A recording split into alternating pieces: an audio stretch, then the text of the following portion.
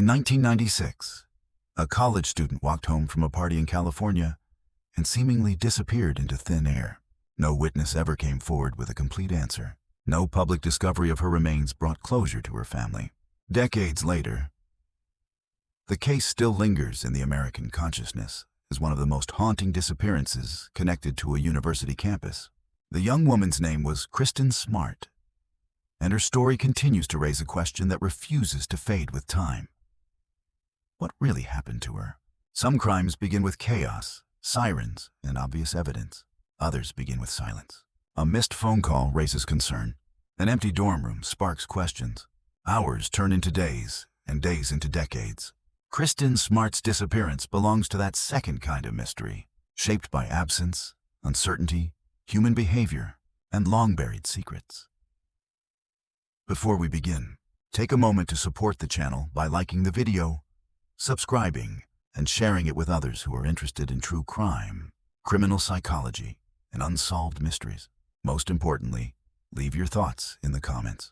As we move through this story, consider what you believe happened that night and which details stand out most to you.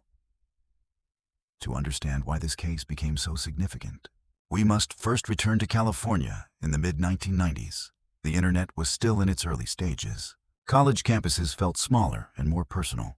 Students built friendships face-to-face rather than through screens. Life moved at a different pace.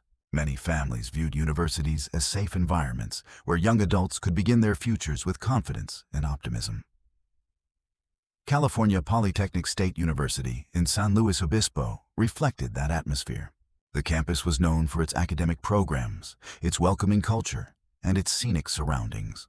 Students walked between classes beneath bright skies and tree-lined pathways. The community carried a reputation for safety. Parents sent their children there believing they would be protected by both the institution and the town around it. At first glance, there was little reason to suspect danger. The town itself seemed calm and predictable. Residents often described San Luis Obispo as friendly and peaceful. Violent crime was not something that dominated conversations. People knew their neighbors. Students focused on exams, friendships, parties, and plans for the future. It was exactly the kind of place where tragedy felt impossible. Yet criminal psychology teaches us a difficult lesson. Dangerous events rarely announce themselves in advance. Human beings are naturally drawn to patterns of safety. When an environment feels secure, people lower their defenses. They trust familiar faces. They assume ordinary routines will continue unchanged. That sense of security can become one of the most powerful illusions in any criminal investigation. The spring of 1996 was supposed to be a season of excitement and growth for 19-year-old Kristin Smart. Like many first-year students, she was adjusting to college life and discovering her independence. She was building friendships, attending classes, and imagining the future that awaited her beyond graduation. Nothing about her daily routine suggested that her name would one day become known across the country. Friends and family remembered Kristin as energetic, approachable, and kind. She enjoyed sports and carried herself with a natural confidence. She was not someone who lived in secrecy or isolation. She was the type of person who could easily be recognized in countless university communities across America. That normalcy is one reason her story remains so unsettling. Kristin represented someone familiar, someone ordinary, someone who could have been anyone's daughter, sister, or friend. When investigating disappearances, detectives often examine a victim's lifestyle for hidden conflicts, risky relationships, or unusual behavior. In Kristin Smart's case, very little suggested she intended to vanish. There were no obvious warning signs. Instead, investigators found the profile of a typical college student focused on school, friendships, and the future.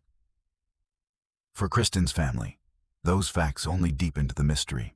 Her parents believed they knew their daughter well. They understood her goals and her personality. As time passed, they would become some of the most determined advocates in the search for answers. Refusing to accept uncertainty as a final outcome, they spent years pushing investigators, speaking publicly, and keeping attention focused on the case. One of the most heartbreaking aspects of missing person cases is the burden carried by families. While public attention eventually fades, loved ones continue searching for answers every day. Psychologists call this ambiguous loss, a form of grief without certainty, where hope and heartbreak coexist, making true emotional closure almost impossible. As investigators eventually examined the events surrounding Kristin's disappearance, attention turned toward the people who had crossed paths with her during her final known hours. Friends, classmates, and fellow students became important pieces of the timeline. Each memory contributed another fragment of the story. Small details that once seemed insignificant suddenly acquired tremendous importance. Among those connected to Kristin's final known hours was Paul Flores, a fellow student who would later become central to the case. Witnesses reported that he was among the last people seen with her after the party. At the time, the details seemed ordinary. Years later, investigators would view it very differently. Criminal investigations often reveal how small details become major clues. Statements that appear consistent may later raise questions. Ordinary actions can gain new meaning when viewed alongside later discoveries. As the years passed, investigators repeatedly examined timelines, witness accounts, and behaviors connected to those who interacted with Kristin that night. As the investigation deepened, attention shifted toward psychology as much as evidence. Why do some people cooperate while others withdraw? Why do memories change under pressure? Could fear, guilt, or self-preservation influence later behavior? These questions gradually became essential to understanding the mystery surrounding Kristin Smart's disappearance. As the sun set over San Luis Obispo that weekend in May 1996, everything seemed normal. Students followed familiar routines, and the campus remained peaceful. Yet beneath that calm surface, a tragedy was already unfolding. One that would haunt investigators, devastate a family, and leave unanswered questions for decades. Every missing person case contains a moment that investigators return to again and again. It is the final point where certainty still exists before the unknown takes over. In the Kristin Smart case, that moment occurred during the late hours of May 24, 1996. The timeline appears simple on the surface. A college student attended a party. She was seen afterward. Then she was gone. Yet within that simplicity lies a mystery that has endured for decades. The evening began like countless others on a university campus. Students were celebrating the approach of summer break. Classes were ending, responsibilities were fading, and social gatherings filled the night.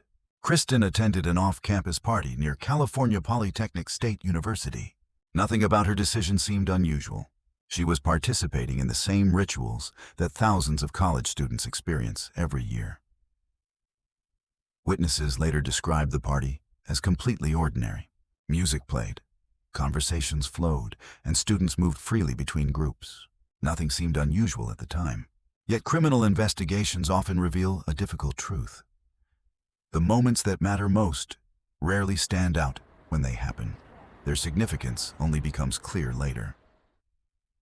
As the hours passed, multiple witnesses observed that Kristin had consumed alcohol and appeared increasingly impaired. Friends and fellow students noticed she was struggling to maintain her balance. She was not behaving recklessly, but she was vulnerable. In criminal psychology, vulnerability often becomes a key factor in understanding how opportunity emerges.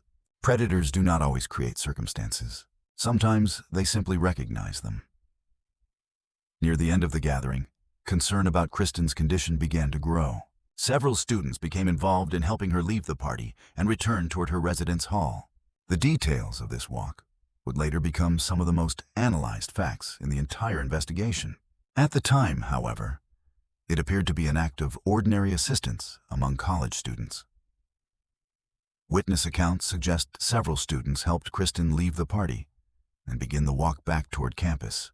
As the group gradually split apart, individuals headed in different directions, according to statements collected later. Paul Flores remained with Kristin during the final known stretch of her journey, a detail that would become increasingly significant.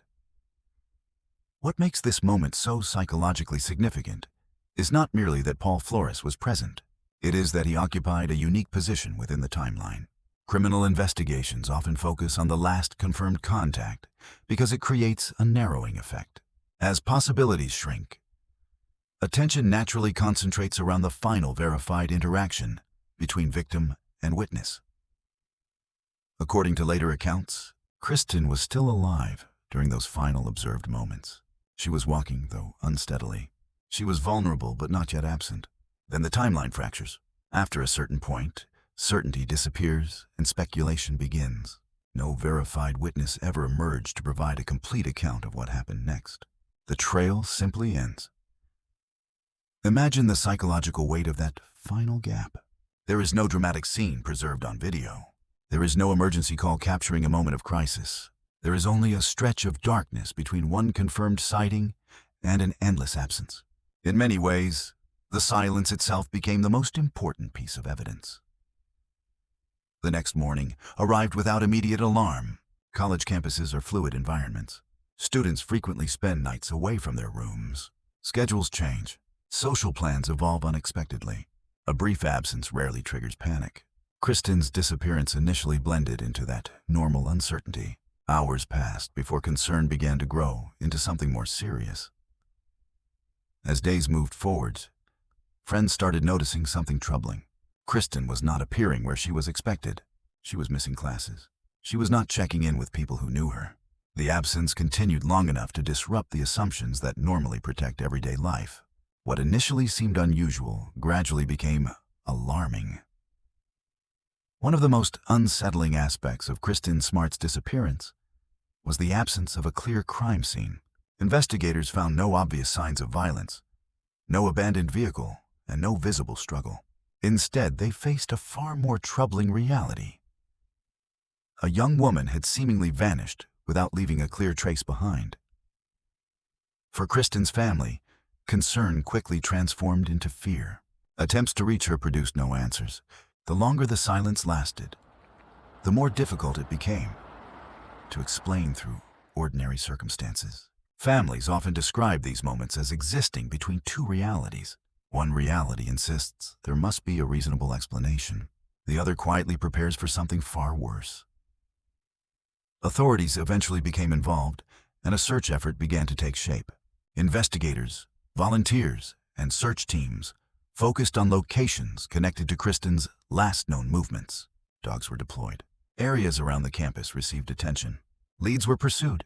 Every potential clue carried enormous significance because there were so few tangible pieces of evidence available. Yet as investigators reconstructed the timeline, another pattern began to emerge. Certain statements attracted scrutiny. Details appeared to shift. Small inconsistencies became subjects of discussion. In isolation, such discrepancies might seem insignificant. However, behavioral analysts often examine these moments closely because deception frequently reveals itself through accumulation rather than dramatic contradiction. Paul Flores became a central figure in that process. Investigators examined his recollections, movements, and explanations regarding the final hours of Kristin's known journey. Public attention followed closely behind. Questions multiplied. Why did some details seem difficult to verify? Why did certain accounts appear incomplete? The absence of definitive answers intensified suspicion rather than reducing it. Psychologically, uncertainty pushes people to search for answers.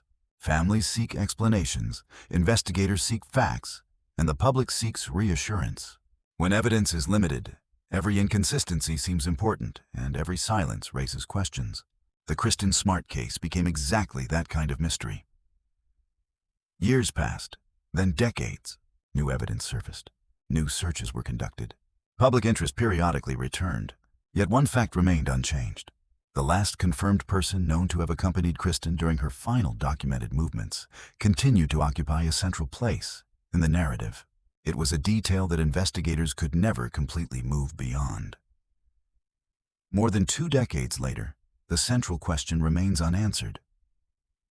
What happened to Kristin Smart after those final known moments?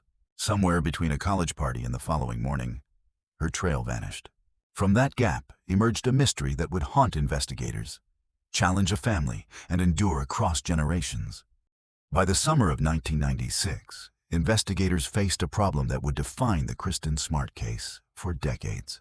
There was no body, no confirmed crime scene, and very little physical evidence pointing toward a definitive conclusion. In many missing person investigations, time is the greatest enemy. Every passing day erodes memories, weakens leads, and reduces the chances of recovering crucial evidence. From the very beginning, the investigation was fighting against that clock. The early search focused heavily on reconstruction. Detectives worked to piece together Kristin's final known movements through witness statements, campus records, and timelines. They interviewed students who attended the party, reviewed accounts of her walk home, and attempted to identify gaps in the sequence of events. Yet every answer seemed to generate new questions. The facts were incomplete, and the missing pieces appeared to be the most important ones.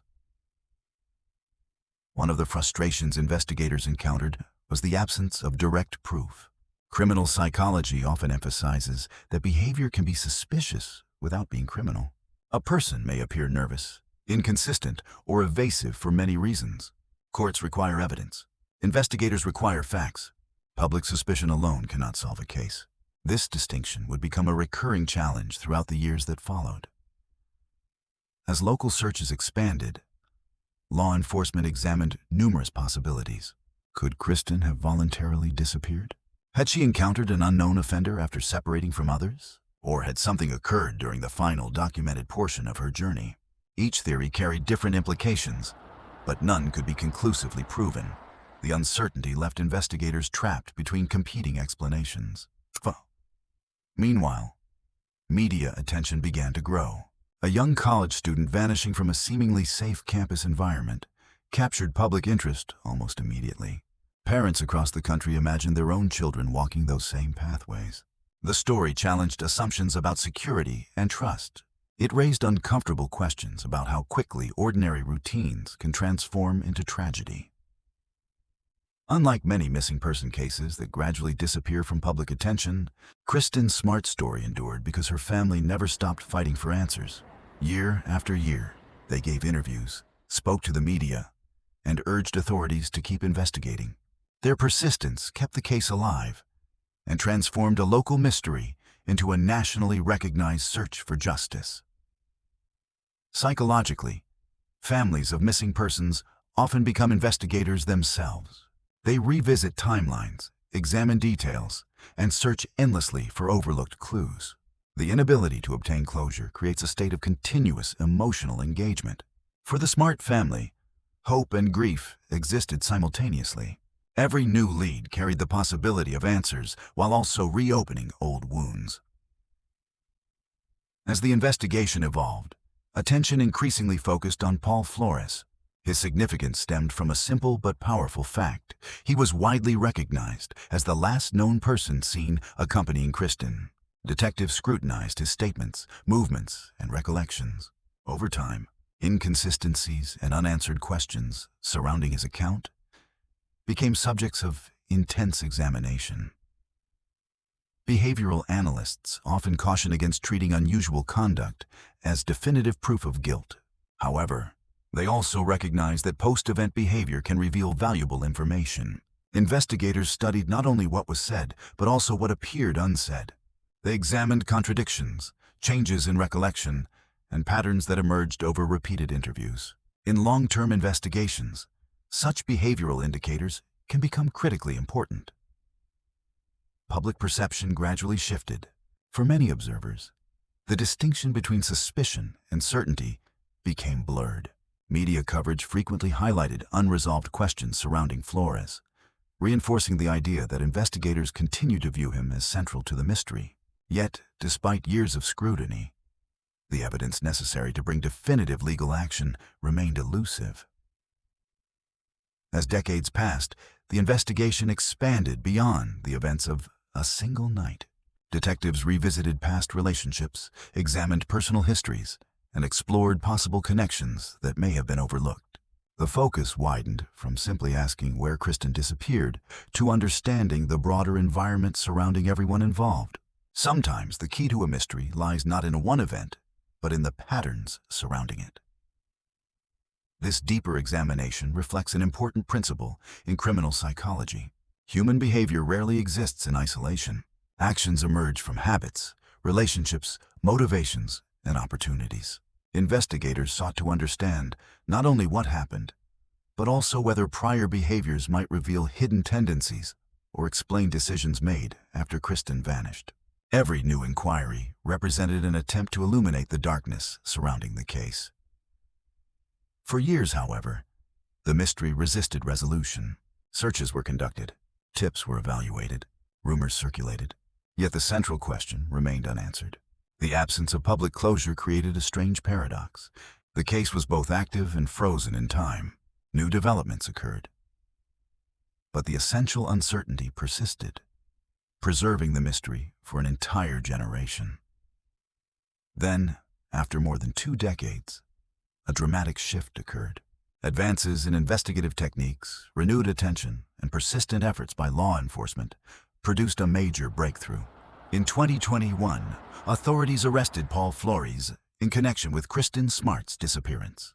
The announcement marked one of the most significant developments since the day she vanished. For many observers, it felt as though the case had finally begun moving toward resolution. The development became even more consequential when Flores's father was also accused of involvement related to concealing evidence. After 25 years of uncertainty, the investigation entered an entirely new phase. Questions that had lingered since 1996 were no longer confined to speculation alone. Yet despite this major turning point, one painful reality remained unchanged. Kristin Smart had still not been publicly recovered, and the search for the complete truth was far from over. After decades of investigation, court proceedings, media coverage, and public debate, the Kristin Smart case continues to leave behind a difficult question. What exactly happened during those final unaccounted-for moments in May of 1996? Even when legal conclusions emerge, the human mind continues searching for understanding. Facts explain events, but psychology attempts to explain behavior. It is within that space between evidence and motive that the deepest mysteries often reside. One of the most widely discussed explanations centers on what we might call the personal conflict theory. This perspective suggests that Kristin's disappearance was not the result of random chance, but rather an event involving someone already present within her immediate environment. The theory does not depend solely on proximity. Instead, it focuses on opportunity, vulnerability, and the dynamics that can emerge when one individual gains power over another during a critical moment. Investigators and members of the public frequently returned to the same fact. The last known person reported to be accompanying Kristin was Paul Flores. In criminal investigations, this type of circumstance naturally attracts attention because the final confirmed interaction often contains the most valuable clues. It does not automatically establish guilt, but it places extraordinary importance on understanding exactly what occurred during those missing moments. From a behavioral perspective, familiarity can sometimes create a false sense of safety. Human beings are generally more cautious around strangers than around people they recognize. This principle appears repeatedly in criminal psychology. Many harmful encounters do not begin with obvious threats. They begin with trust, routine, or the assumption that a familiar person presents no danger. Such realities often make investigations emotionally difficult because they challenge deeply held beliefs about safety. Supporters of this theory argue that the timeline itself creates a compelling framework. They point to the narrow window between Kristin's last confirmed sighting and her unexplained disappearance. The absence of evidence suggesting she traveled elsewhere voluntarily strengthens the perception that whatever happened likely occurred shortly after those final known interactions. For many observers, the simplest explanation remains the most persuasive. Yet another possibility continues to exist, however unlikely some may consider it. The unknown possibility theory suggests that an external factor could have entered the story after Kristin separated from others. Perhaps an unidentified individual crossed her path. Perhaps an unforeseen event occurred beyond the awareness of every known witness. Because there are no direct eyewitness accounts documenting her final moments, absolute certainty remains difficult. This alternative theory highlights an important principle of investigation. The absence of evidence is not always evidence of absence. Detectives must consider possibilities, even when they appear less probable. History contains cases where assumptions seemed obvious for years before unexpected discoveries changed the entire narrative. Responsible analysis requires acknowledging uncertainty wherever uncertainty genuinely exists.